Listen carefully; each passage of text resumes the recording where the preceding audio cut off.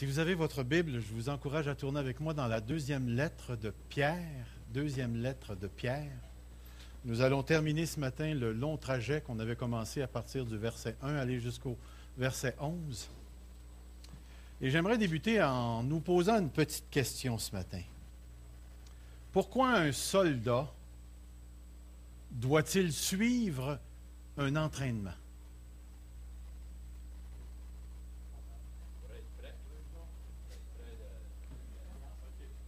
Pourquoi un soldat doit-il suivre un entraînement?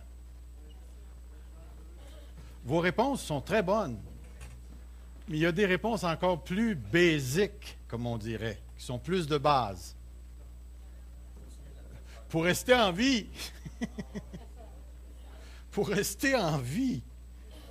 Et deuxièmement, comme vous avez mentionné, le rôle d'un soldat, c'est de réaliser la mission pour laquelle il a été choisi.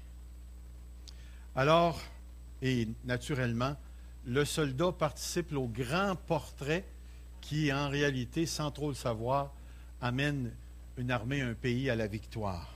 Alors, j'aurais pu résumer ceci. Un soldat a besoin d'un entraînement pour rester en vie, pour accomplir sa mission et pour participer à la grande victoire. Mais j'aurais pu tout simplement dire, écoutez, le but d'un soldat, c'est la grande victoire. Est-ce que j'aurais dit la vérité en disant ça? Définitivement, c'est ça qu'on veut. Un soldat est là pour se battre, pour gagner la guerre. Définitivement. Mais si j'avais dit seulement la grande victoire, est-ce que j'aurais réellement résumé la raison d'être d'un soldat? Vous savez, hein, quand un soldat débarque et met le pied sur le terrain ennemi, entre le moment où il débarque et pose son pied et le moment de la victoire, il peut se passer bien des affaires entre les deux. Et là, on découvre bien des choses. Moi, je me rappelle quand ils ont commencé à nous faire jouer avec les grenades puis les bazookas, j'ai trouvé ça tellement impressionnant que j'ai compris pourquoi il fallait suivre un entraînement pour jouer avec ces bébelles-là. C'est quelque chose de très impressionnant. Entre vous et moi, depuis le jour où vous êtes sauvés, jusqu'au moment où vous allez entrer dans la vie éternelle, dans toute sa plénitude, est-ce qu'il s'est passé bien des choses pour vous? Des choses que vous ne vous attendiez pas. Ouf! Moi, ça va faire plus d'une trentaine d'années, là, 34, je m'approche de 35, là, je m'en viens un vieux chrétien. Mais il y en a des plus vieux que moi ici, naturellement. Mais je peux vous dire que le jour où j'ai été sauvé, mon ami, ça pétait le feu. Je sautais par-dessus les fils de poteaux de téléphone. J'étais heureux dans le Seigneur. Et je suis entré dans l'Église avec des conceptions que j'avais où tous les chrétiens s'aimaient, ça ne pêchait plus, puis ainsi de suite. Puis là, quand j'ai finalement passé quelques mois, quelques années dans la vie chrétienne, j'ai réalisé que non seulement j'avais des problèmes avec l'Église, mais j'avais des problèmes dans ma propre vie.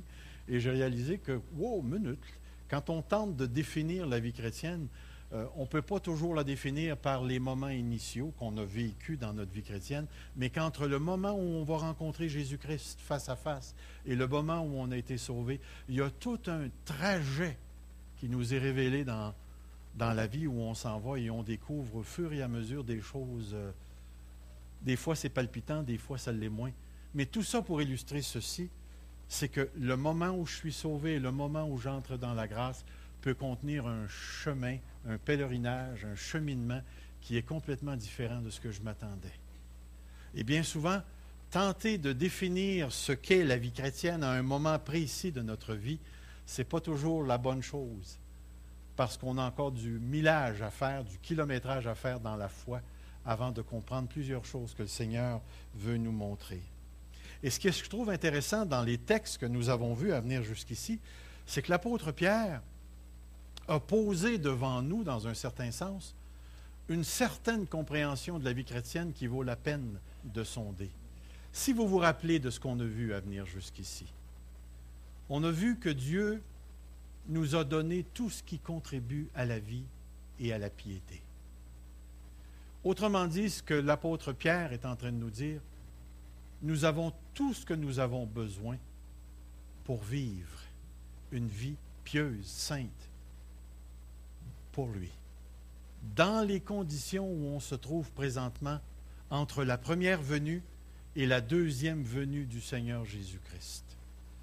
Et cette connaissance, c'est-à-dire cet équipement que nous avons reçu, nous a été donné par le moyen de la connaissance de celui qui nous a appelés.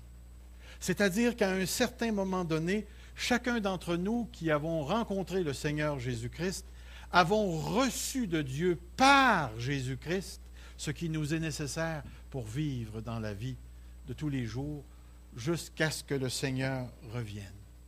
Et sur le fondement de ce que Dieu a fait, l'apôtre Pierre nous dit au verset 5, « À cause de cela ou en raison de cela, faites tous vos efforts pour joindre à votre foi. » Et là, il va mentionner quelques vertus. Il va mentionner la connaissance, la maîtrise de soi. Il va parler de la piété, de l'amour fraternel, de l'amour, de l'endurance. Il va parler de ces vertus comme étant quelque chose de très important. Et j'oserais même aller jusqu'à dire, c'est tellement important ce que l'apôtre Pierre est en train de nous dire, que les derniers versets, c'est-à-dire du verset 8 au verset 11 qu'on va voir ce matin, nous donnent la raison fondamentale du pourquoi l'apôtre Pierre est en train de nous décrire ce qu'il pense de la vie chrétienne. Dieu nous a donné, par le moyen de Jésus-Christ, donc faites tous vos efforts pour joindre à votre foi.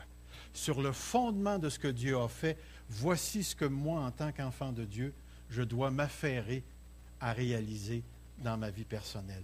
Mais maintenant, il reste encore une question à régler. Est-ce que c'est vrai que Dieu a tout donné? Avez-vous la conviction que Dieu vous a tout donné? Il faut que vous ayez cette conviction-là, c'est écrit. La parole de Dieu le dit. Sur le fondement de ce don de Dieu, est-ce que c'est vrai que l'enfant de Dieu doit consacrer sa vie à Dieu et rechercher les choses d'en haut et marcher avec lui dans un contexte antichrist, c'est-à-dire un contexte qui s'oppose à Dieu, un contexte qui répugne, qui repousse, qui se rebelle contre Dieu. Dieu ne nous veut pas au ciel tout de suite. Il nous veut maintenant comme les témoins de la grâce de Dieu pour ceux qui sont encore dans ce monde. Mais la question qui nous reste à répondre, c'est pourquoi est-ce que sur le fondement que Dieu nous a donné, tout, et sur l'obligation de faire tout effort pour joindre dans notre foi, pourquoi est-ce que Dieu veut, pourquoi est-ce que Pierre nous relate ces versets-là? Pourquoi est-ce que Pierre veut qu'on assume la responsabilité de joindre à notre foi? Mais dans le chapitre 2 et le verset 8 que je vais lire pour vous ce matin, il est écrit ceci. En effet, si ces choses existent en vous, et allez pas chercher loin, ces choses, ce sont les choses qu'il a décrites au verset 5, la foi, la vertu, la connaissance, la maîtrise de soi, la persévérance, la piété, la fraternité, l'amour fraternel et l'amour en tant que tel. En effet, si ces choses sont en vous et s'y multiplient, elles ne vous laisseront pas sans activité ni sans fruit pour la connaissance de notre Seigneur Jésus-Christ.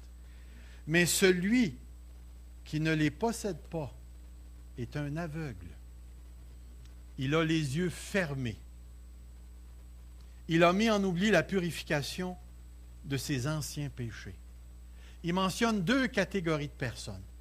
Il mentionne ceux en qui les choses se retrouvent et il mentionne ceux en qui les choses ne se retrouvent pas.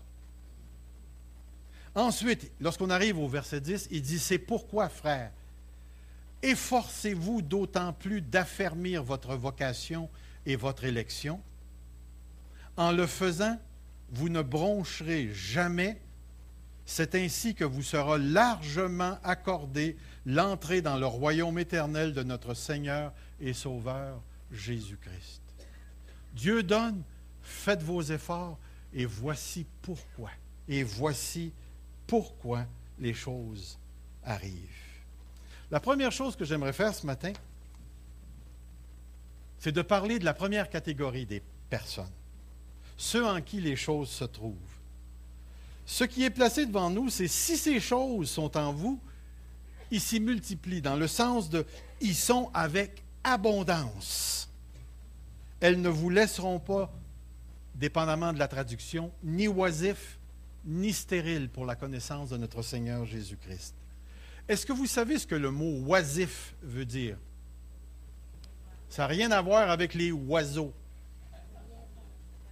Oisif, c'est intéressant. Le terme veut dire inutilité. C'est-à-dire, le terme décrit un ouvrier, pas un ouvrier qui n'a pas de travail, mais un ouvrier qui a du travail, mais qui travaille pour faire le moins d'efforts possible. Autrement dit, tu engages un gars pour déplacer un tas de terre jusque-là, et au lieu de prendre la pelle puis de travailler comme un homme, il y a une cuillère à soupe. Autrement dit, l'engager, c'est inutile. Ça ne sert absolument à rien. Alors, dans le sens où le texte utilise le mot, c'est celui en qui les choses demeurent, cette personne-là ne sera pas inutile. Elle ne servira pas à rien. Le deuxième mot, c'est le mot stérilité. Et c'est un mot qui est tiré du domaine de l'agriculture et qui fait référence à un arbre qui a été planté dans les circonstances ou les conditions les meilleures et qui produit absolument rien. Qu'est-ce que le Seigneur fait avec les arbres qui ne produisent pas de fruits? Il les coupe, il les jette au feu.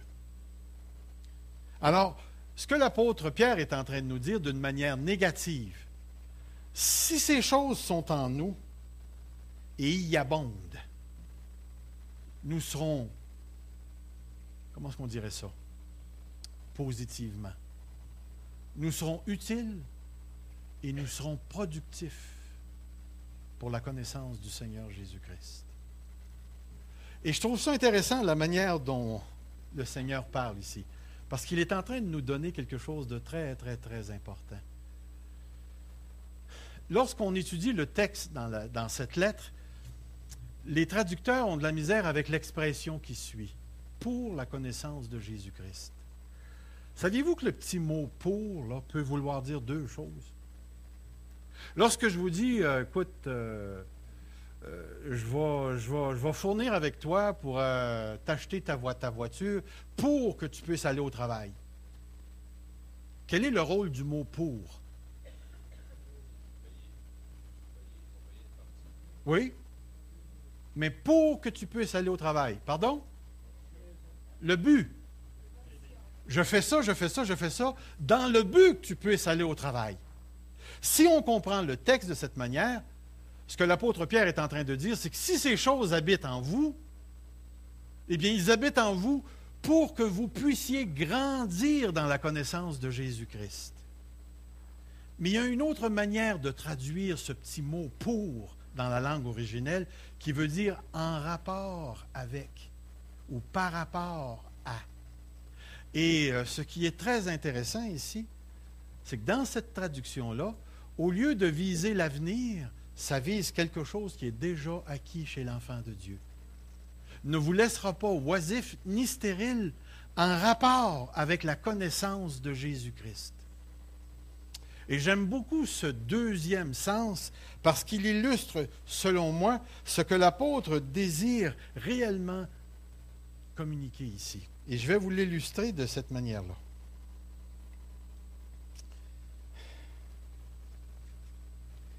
Soit que l'auteur parle d'une connaissance dans laquelle on approfondit, mais si on prend la deuxième, voici ce dont il parle. Rappelez-vous de ce que l'apôtre Pierre a dit. L'apôtre Pierre dit ceci. Verset 2 dans le chapitre 1. Que la grâce et la paix vous soient multipliées par la connaissance de Dieu et de Jésus-Christ notre Sauveur. Lorsqu'on arrive au verset 3, sa divine puissance nous a donné tout ce qui contribue à la vie et à la piété, et remarquez encore, en nous faisant connaître celui qui nous a appelés. La connaissance de Jésus-Christ encore. Entre vous et moi, à quel moment de votre vie avez-vous connu Jésus-Christ? Dites pas en première année quand j'ai commencé le catéchisme, là. Ça n'a pas rapport avec ça. À quel moment précis dans votre vie la connaissance de Dieu est-elle entrée en vous? Pensez-y bien.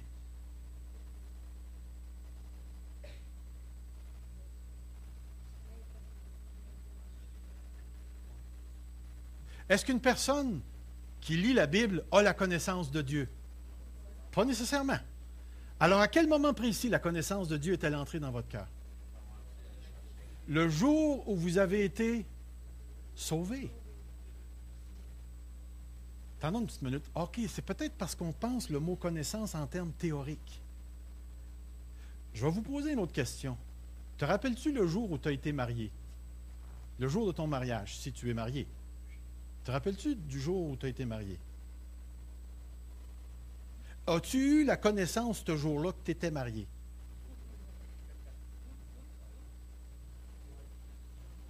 Est-ce que tu savais avant de te marier que tu n'étais pas marié?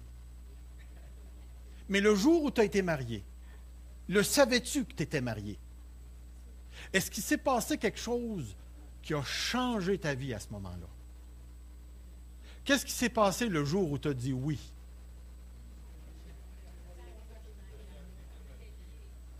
Les deux sont devenus une seule chair. Et à partir de ce moment-là, il s'est passé quelque chose, et j'aime bien dire cela parce que le mariage, c'est vraiment ce que ça produit. Il s'est passé quelque chose de spirituel entre vos deux personnes le jour où tu as dit oui et qu'elle a dit oui. Il s'est passé quelque chose de spirituel parce qu'à partir de ce moment-là, Dieu a posé un geste à votre égard qui dit ce que Dieu a lié. À partir de ce moment-là, on est devenu une seule chair au moment où Dieu nous a liés. Et c'est pour ça que le mariage, ça ne sera jamais juste un contrat sur un bout de papier. Le mariage, c'est profondément spirituel, que tu sois chrétien ou que tu ne le sois pas. Il se passe quelque chose de profondément céleste dans l'acte du mariage. Et à partir de ce moment-là, tu ne peux plus être considéré comme non marié, à moins qu'il se passe des choses après. Mais ce qui est important à saisir ici, c'est que le jour où tu as dit oui et qu'elle a dit oui, tu as acquis une connaissance qui faisait en sorte que ta vie ne serait plus jamais la même. Le jour où tu as été sauvé. Savez-vous comment la parole de Dieu explique le salut?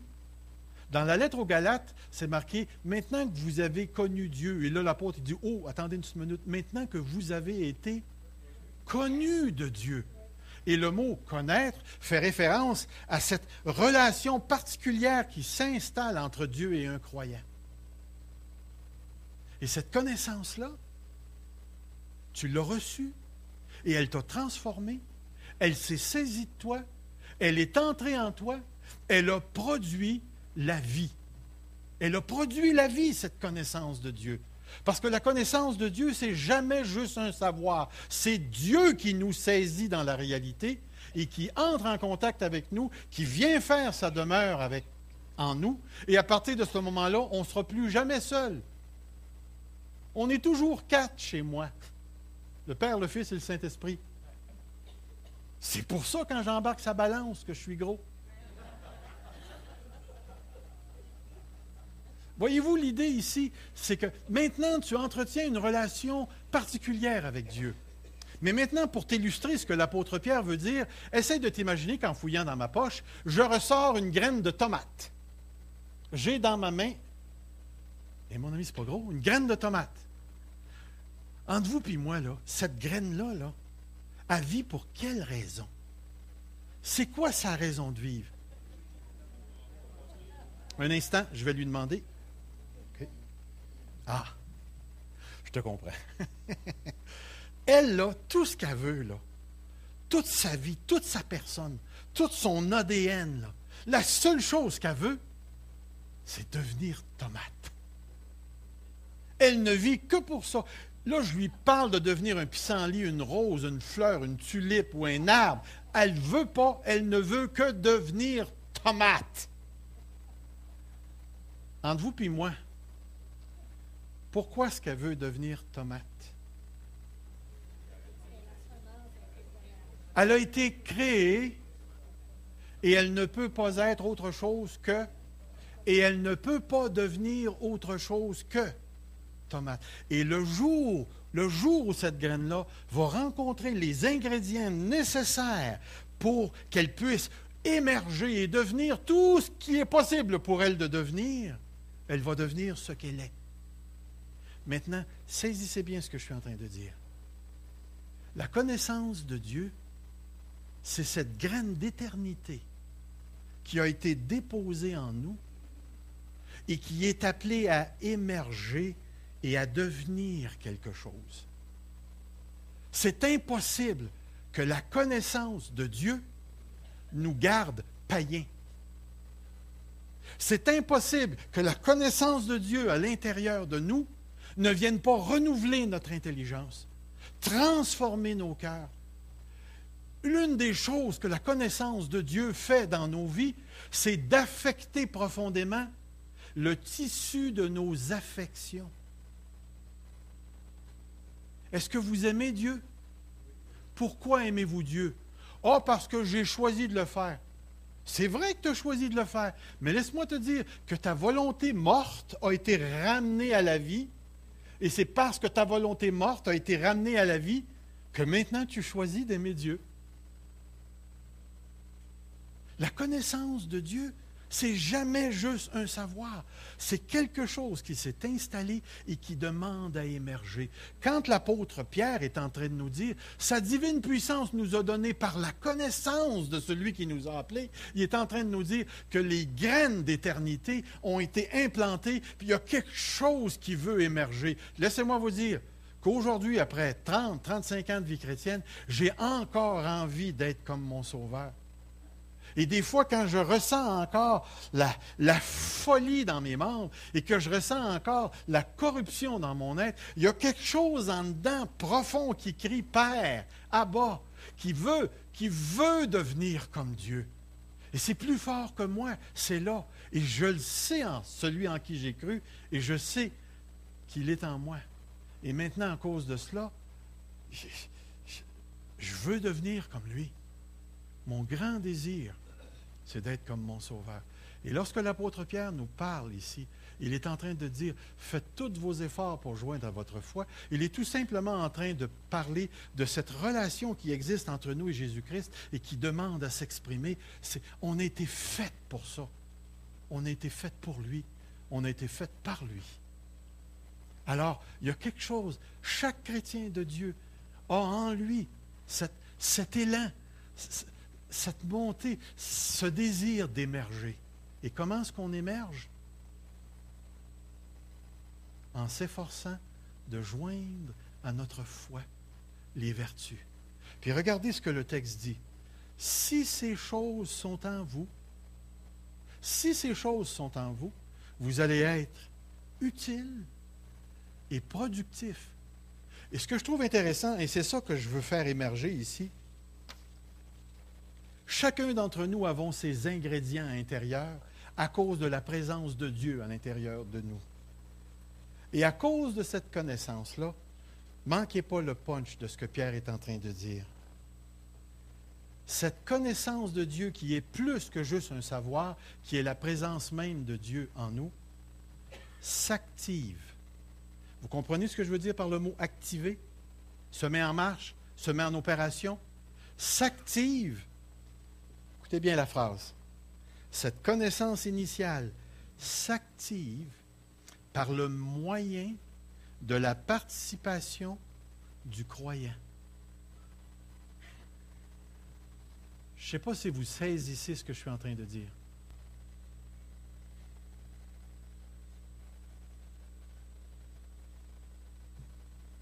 La connaissance va devenir productive.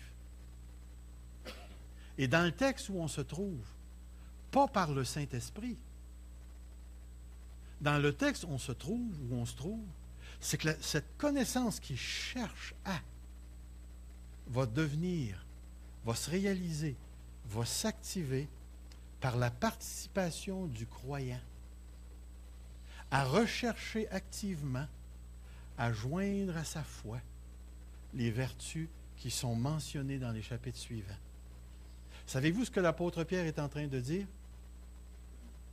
Et ça, c'est buzzant parce que vous ne devez pas l'entendre souvent, cette affaire-là, parce que Pierre n'est pas le seul à en parler, mais il est en train de dire qu'il y a une partie du salut qui devient réalité que dans la mesure où les enfants de Dieu agissent en raison de ce salut.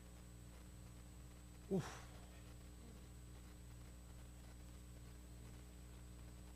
Je vais vous donner un autre exemple où un auteur de l'Écriture parle dans la même veine.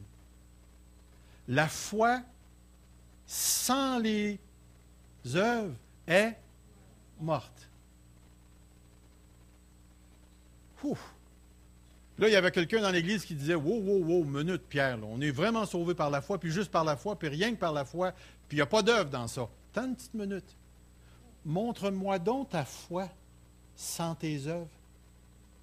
Ah ouais, donc, ouais. Montre-moi que tu peux avoir la foi sans jamais aimer Dieu, sans jamais le démontrer, et en continuant à vivre comme quelqu'un qui ne connaît pas Dieu. Mais est-ce que la foi qui sauve est de cette nature à produire des œuvres dans la vie du croyant ou par la vie du croyant? Définitivement.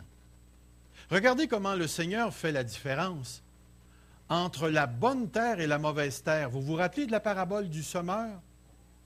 Cette parabole où le semeur sème la parole, le grain, c'est la parole, puis il y a une partie du grain qui tombe sur les chemins, le long des chemins, puis les oiseaux viennent la mangent. Vous vous rappelez de ça? Puis il compare ça au diable qui vient enlever du cœur la parole immédiatement, de sorte que la personne ne croit pas. Vous vous rappelez de la deuxième terre? Le sol pierreux? La semence tombe, ça pousse tout de suite. Et c'est marqué, il la reçoit avec joie, mais il croit pour un temps. Et le problème, ce n'est pas la parole, le problème, c'est la terre. Il n'y a pas de racines. Première chose qui vient, l'épreuve arrive, flouc, la personne abandonne. La terre n'était pas bonne. Vous rappelez-vous de la troisième terre? Les épines, ça pousse. Mais à un moment donné, qu'est-ce qui arrive? Puis Matthieu va même identifier les épines en disant la richesse, les soucis de ce monde, le fun, et ainsi de suite, fait en sorte que ça l'étouffe la parole. Puis vous remarquerez une chose qui est très intéressante. Lorsqu'il va parler de la quatrième terre, la semence tombe dans la bonne terre. Et savez-vous quelle expression qu'il utilise à ce moment-là? Et elle produit. Vous lirez dans la parabole, Matthieu chapitre 13. Et elle produit 1, 30, 1, 60, 1, 100. Mais aussitôt que la semence tombe dans la bonne terre, elle produit. Alors, il y a bien d'autres textes qu'on pourrait citer. Mais l'idée ici, c'est que lorsque cette connaissance entre en nous, cette connaissance, selon l'apôtre Pierre, va activer une dimension du salut seulement si le croyant se met en opération et attribue à sa foi, joint à sa foi les choses qui lui sont nécessaires. Et cette personne-là devient productive et utile dans la connaissance du Seigneur Jésus-Christ, en rapport avec la connaissance du Seigneur Jésus-Christ. Et vous allez comprendre pourquoi l'apôtre Pierre va parler de cette productivité ici. Parce qu'il va parler de la deuxième terre. Il va parler du deuxième groupe de la personne. Il va dire ici au chapitre 1 et au verset, encore dans le même verset, le verset 9, « Mais celui qui ne les possède pas, mais si ces choses ne sont pas en vous. » La première chose qu'il va le mentionner, c'est que la personne est aveugle. Et ensuite, il va utiliser un mot qui revient juste une fois dans tout le Nouveau Testament, puis c'est là. Ici, c'est traduit « il ne voit pas loin ». En un mot, ça veut dire qu'il est myope. Myope. Vous savez ce que c'est qu'un myope? OK. Moi, si j'enlève mes lunettes, là, vous êtes vraiment beau. Parce que je ne vous vois pas. Quand je les remets, oh boy, je suis mieux de prêcher. Non. Voyez-vous l'idée? C'est qu'une personne qui est réellement myope, là, qui a des lunettes à peu près ça d'épais, là, puis vous y enlevez ces lunettes, là, elle voit encore un petit peu, puis là, elle va se pencher pour regarder. Je me rappelle, il y avait un prédicateur nommé Worsby. Lorsqu'il lisait sa Bible, il lisait comme ça. Il était tellement myope, puis il avait des lunettes en plus. Alors, l'idée que l'apôtre Pierre veut transmettre ici, c'est que si ces choses ne sont pas en vous, ça veut dire que la personne est un aveugle. Et comprenez bien, dans le Nouveau Testament, le mot aveugle est utilisé pour décrire une personne qui ne voit pas. Mais le mot aveugle, dans son sens métaphorique, fait toujours référence à la condition morale et spirituelle d'une personne. Permettez-moi de vous lire quelques textes à ce point-ci. Dans Matthieu 15, c'est marqué « Laissez-les, ce sont des aveugles qui conduisent des aveugles. » Puis là, quand Jésus mentionnait ça, il n'y avait personne qui avait des besoins de lunettes, là. C'était tous des gens qui voyaient avec leurs yeux. Mais sous un rapport, ils étaient aveugles. Dans Jean chapitre 12, le verset 40 c'est marqué « Il a aveuglé leurs yeux, il a endurci leur cœur. » L'aveuglement et l'endurcissement du cœur est associé ensemble. Dans 2 Corinthiens 4, texte tellement important, pour les incrédules dont le Dieu ce siècle a aveuglé l'intelligence. Ils n'arrivent pas à comprendre et à voir l'Évangile. Dans 1 Jean 2, 11, il est écrit « Mais celui qui est son frère est dans les ténèbres, il marche dans les ténèbres, il ne sait où il va, parce que les ténèbres ont aveuglé ses yeux. » Et il n'est pas en train de parler de yeux matériels ici. Dans un dernier texte où le mot est utilisé pour référer à la condition morale d'une personne, Apocalypse 3, 17, « Parce que tu dis, je suis riche, je me suis enrichi, je n'ai besoin de rien, et parce que tu ne sais pas que tu es malheureux, misérable, pauvre, aveugle et nu. » Puis pourtant, la personne, elle voyait de ses yeux. Alors, c'était la condition morale, et ce que Pierre est en train de dire, c'est s'il n'y a pas poursuite de ces vertus dans la vie du croyant, c'est qu'il y a un problème très profond dans la vie de la personne. Elle n'arrive pas à voir au-delà de sa condition terrestre. Et l'apôtre Pierre va plus loin que ça. Il a mis en oubli la purification de ses anciens péchés. La purification de ses anciens péchés. Il a complètement oublié ce que Jésus-Christ a fait à la croix et comment le sang de Christ, le sacrifice de la personne de Jésus-Christ, apporte la rédemption et la délivrance des péchés. Entre vous et moi, là, est-ce que la croix de Christ est encore efficace aujourd'hui? Est-ce qu'elle efface encore les péchés? Est-ce que ce que Jésus-Christ a réalisé à la croix apporte encore cette purification profonde, celle que seul Dieu peut accomplir? Et la réponse, c'est oui. Mais qu'est-ce qui arrive lorsqu'une personne oublie ça? Oh. Laissez-moi vous lire une partie du texte. Si vous avez votre Bible ouverte, tournez dans la 2e lettre de Pierre, au chapitre 2, s'il vous plaît. Commencez à lire au verset 17 avec moi. C'est écrit ceci. « Ces gens-là sont des fontaines sans eau, des nuées que chasse un tourbillon, l'obscurité des ténèbres leur est réservée. Avec des discours enflés de vanité, ils amorcent par la convoitise de la chair et par le dérèglement ceux qui viennent à peine d'échapper aux hommes qui vivent dans l'égarement. » L'aveuglement, l'égarement. Ils leur promettent la liberté quand ils sont eux-mêmes esclaves de la corruption, car chacun est esclave de ce qui a triomphé de lui. Et le verset 20 dit ceci. En effet, si quelqu'un s'est retiré des souillures du monde, puis remarquez bien l'expression, par la connaissance du Seigneur et Sauveur Jésus-Christ, connaissance salvatrice, connaissance à la conversion.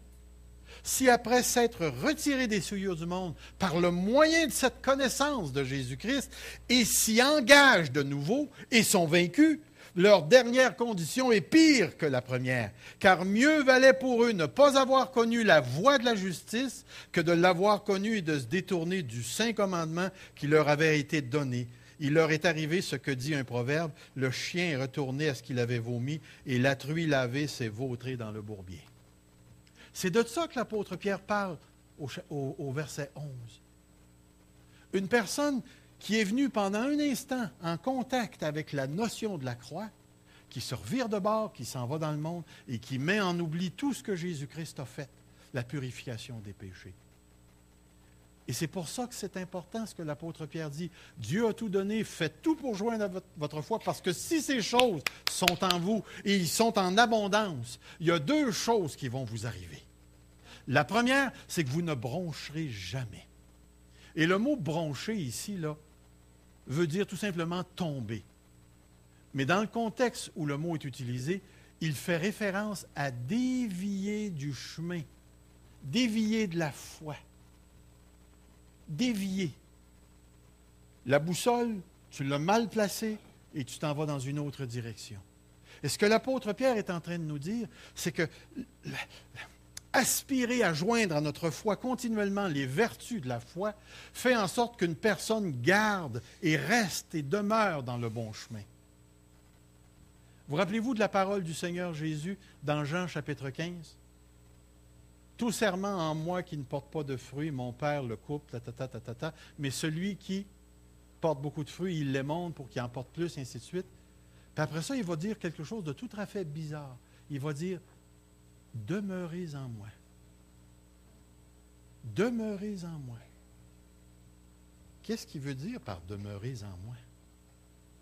La responsabilité du croyant à rester dans l'amour de Christ, à rester dans le sacrifice de Christ, à rester dans la vérité de la révélation, cette nécessité de rester dans la foi repose sur la responsabilité de ceux qui aiment Dieu. Et c'est pour ça que ce matin, on met l'emphase sur le côté humain de la foi.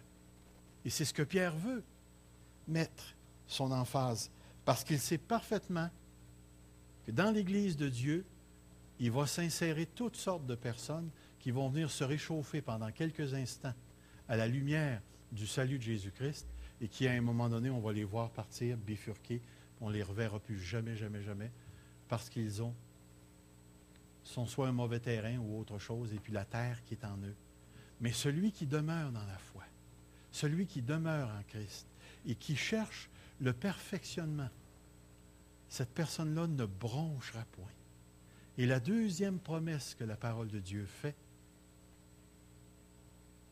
c'est que largement vous sera accordé l'entrée dans le royaume des cieux. Voyez-vous, chacun d'entre nous qui connaissons le Seigneur Jésus comme notre sauveur personnel, nous avons, si je peux utiliser le terme, subi la grâce de Dieu.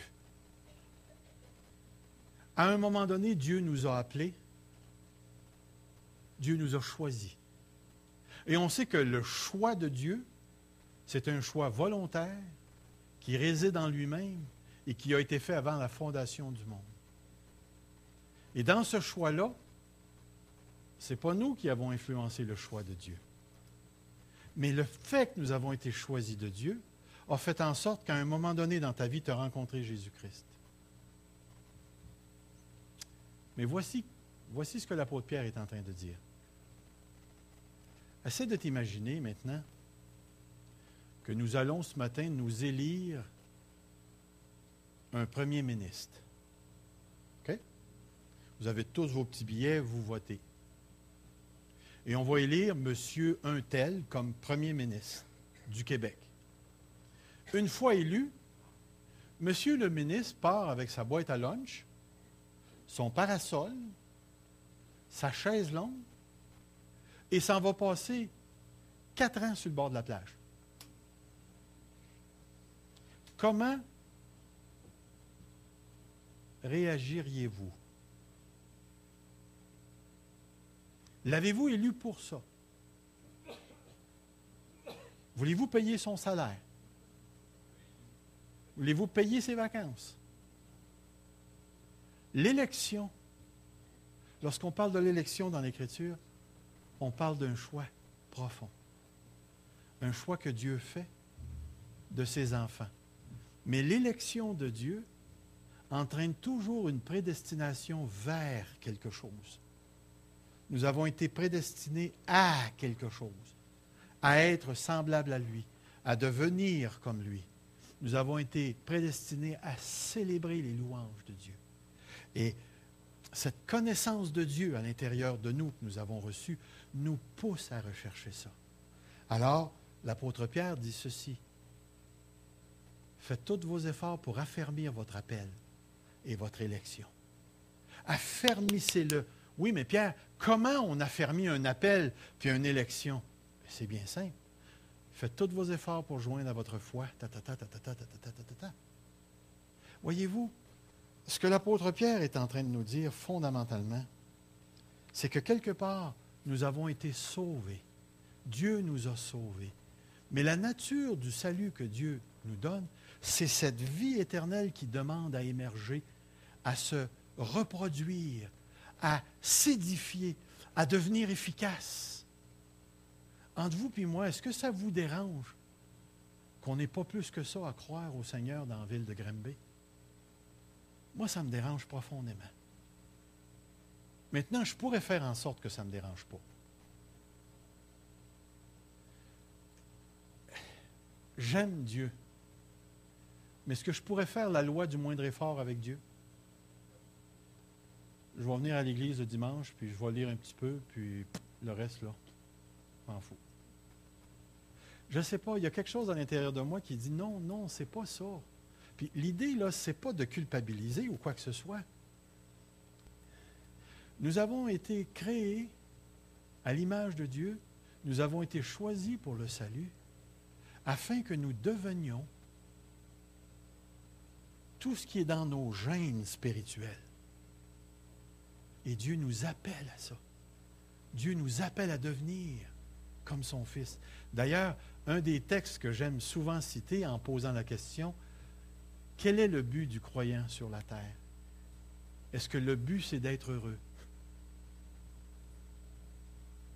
Et pourtant, dans Romains 8, c'est marqué, nous avons été prédestinés à être semblables à l'image de son Fils. Le but de Dieu, là, entre vous et moi, là, ce n'est pas nécessairement que nous soyons heureux.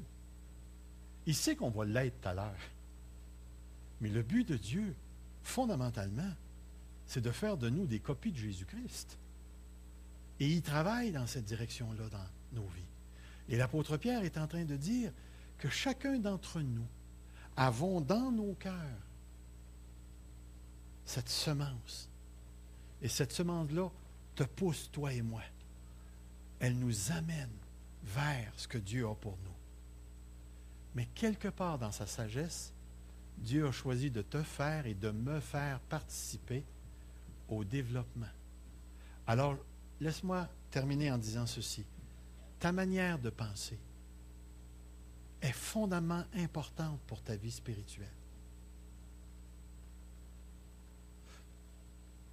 Ta manière d'agir est fondamentalement importante pour ta vie spirituelle et le développement de ta foi. Tes relations avec les autres. Mais mon ami, c'est fondamental pour le développement de cette semence spirituelle qui est à l'intérieur de nous. La foi. Pourquoi penses-tu que Dieu t'éprouve et m'éprouve? Dieu nous éprouve pour dépouiller la foi de tout le résidu qui empêcherait de devenir ce qu'elle peut devenir. L'exercice des dons spirituels, c'est-tu juste pour qu'on tripe? Ou bien ça a un rapport avec la croissance spirituelle de l'enfant qui a le don et de l'enfant de Dieu qui reçoit le don, ou qui reçoit le fruit du don. Pourquoi pensez-vous qu'on donne nos argents à chaque semaine? C'est-tu pour s'appauvrir, pour aider Dieu à être riche? Eh, mon ami! Loin de là. Une des choses que j'ai apprises en donnant, c'est que ça l'aide mon cœur à me dépouiller des choses de la terre et à concentrer mon amour sur Dieu. Donner, pour moi, c'est me détacher de plus en plus des choses de ce monde pour rechercher de plus en plus les choses d'en haut. Alors, pour moi, donner, c'est un vrai privilège. C'est un moyen d'augmenter ma foi. Puis je vais aller même encore plus loin que ça. Quand Dieu décide de m'enlever ce que je dois donner, ça, c'est pas mal moins le fun. Il l'a déjà fait. Mais je sais qu'il le fait pour dégager ma foi, pour qu'elle puisse devenir ce qu'elle doit devenir pour ressembler à Jésus-Christ. Depuis un bout de temps, là, j'ai les yeux fixés sur la fin. J'ai les yeux fixés sur la fin.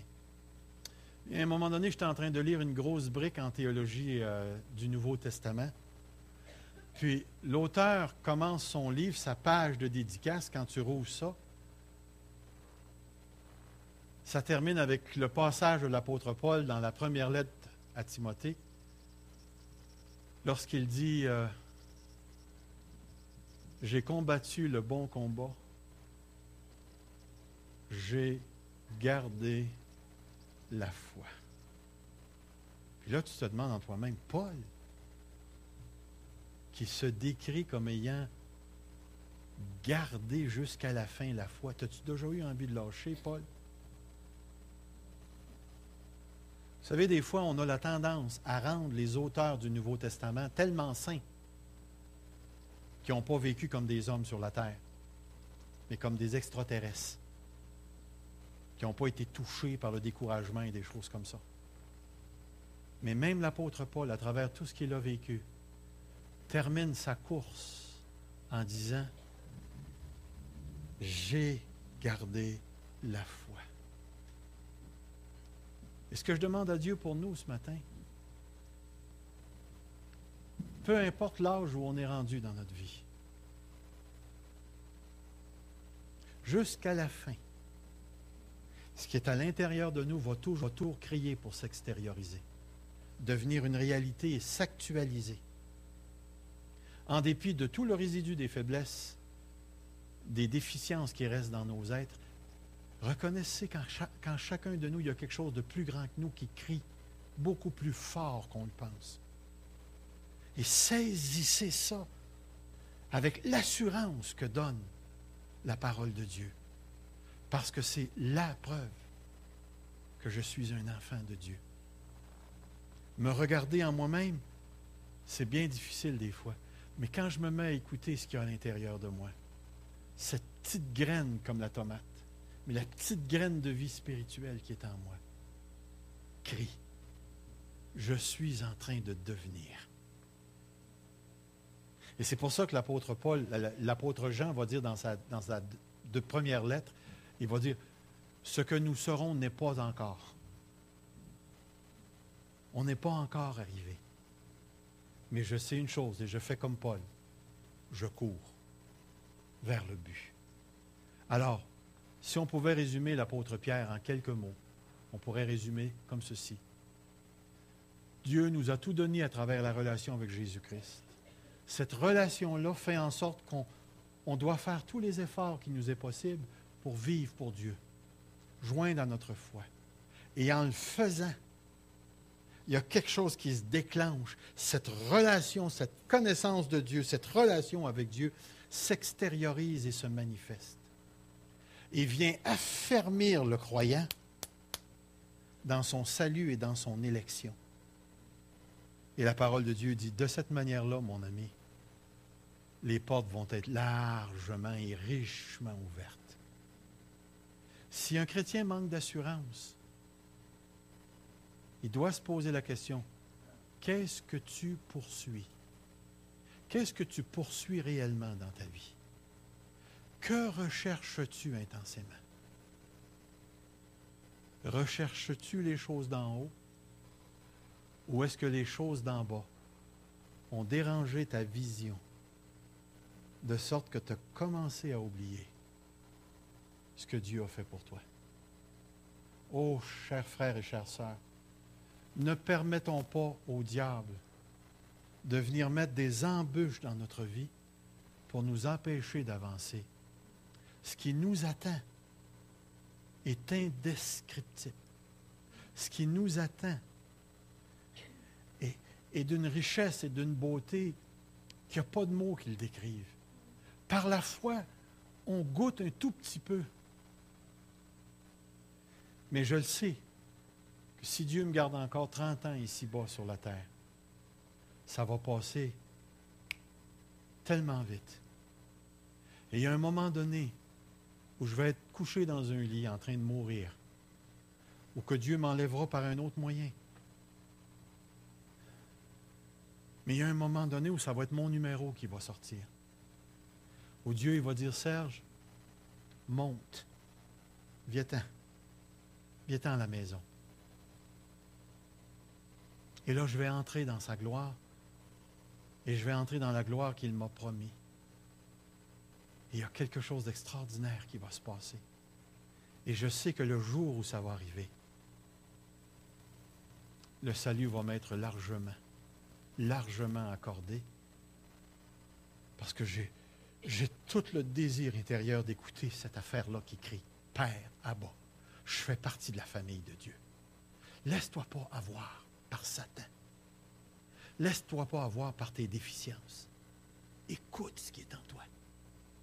Et tu vas voir que ça correspond à ça. Ça correspond à ce que Jésus-Christ a révélé du Père.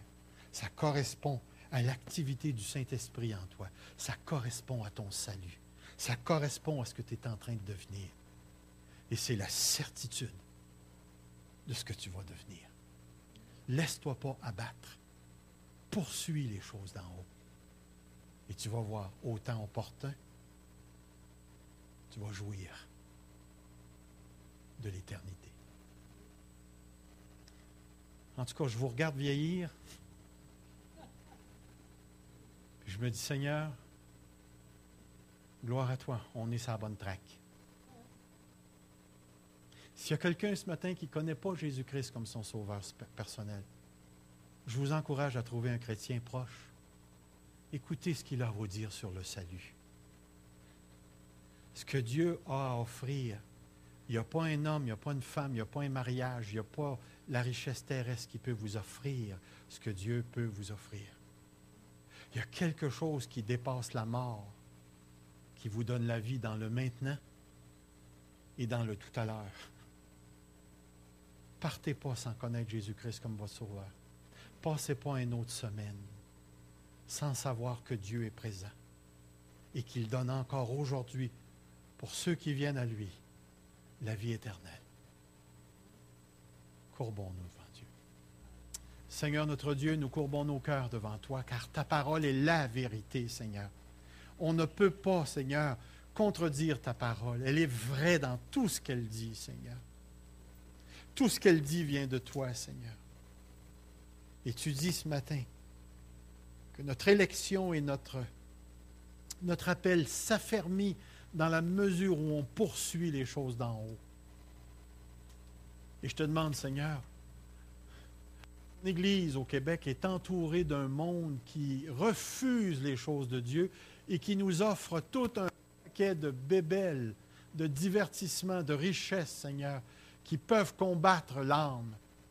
Seigneur, affermis les désirs de Dieu dans notre cœur. Affermis la parole de Dieu dans nos intelligences.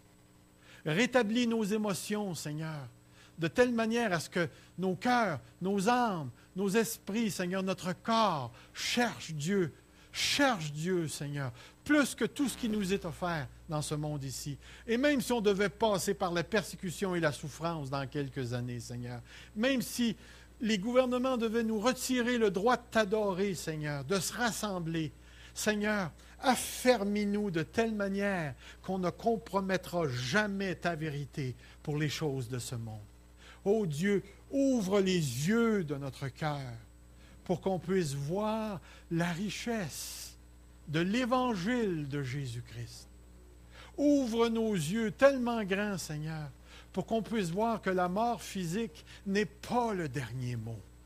Ouvre les yeux et les oreilles de notre cœur pour qu'on commence déjà à entendre la chorale céleste nous appeler, Seigneur, et chanter, Seigneur, cette glorieuse louange qui est pour toi, par toi et en toi, Seigneur.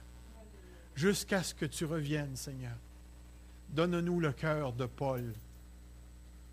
Nous avons combattu le bon combat et nous aurons gardé la foi jusqu'au bout. Même si nos enfants tombent, Seigneur, garde-nous fidèles à toi.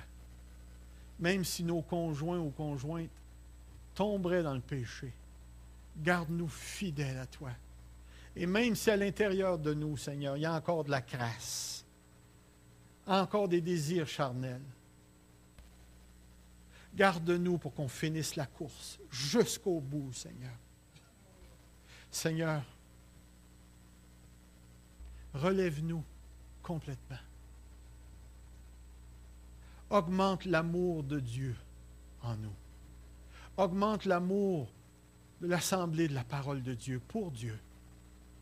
Augmente-nous la foi, Seigneur. Soumets-nous à ta volonté qui est toujours bonne, juste et parfaite.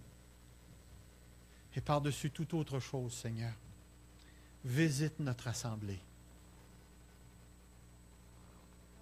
De manière à ce qu'on marche toujours avec un cœur soumis et un désir profond de te rencontrer. Amène-nous, Seigneur, à lâcher toutes les peccadilles qui se passent, tous les jugements qui se passent dans la vie des gens. Amène-nous à mettre de côté, Seigneur, tous les éclats de faiblesse qu'on trouve chez nos frères et sœurs. Donne-nous un cœur pour le ciel, un cœur qui veut le ciel, un cœur qui mange pour le ciel, un cœur qui respire pour le ciel. Seigneur, de telle manière que notre pèlerinage terrestre sera utile en raison du ciel. Viens, Seigneur, visite l'assemblée de la parole de Dieu. Seigneur Jésus, visite-moi. J'ai tellement besoin que tu me visites, Seigneur. Alors, je te donne ma main, Seigneur. Jusqu'à ce que tu reviennes, je te prie, tiens-la plus fort que moi je tiens la tienne. Amène-nous, Seigneur, amène-nous jusqu'à la fin. Merci, Seigneur. Tu es un bon Dieu. Merci, Seigneur. Amen. Le Seigneur vous bénisse.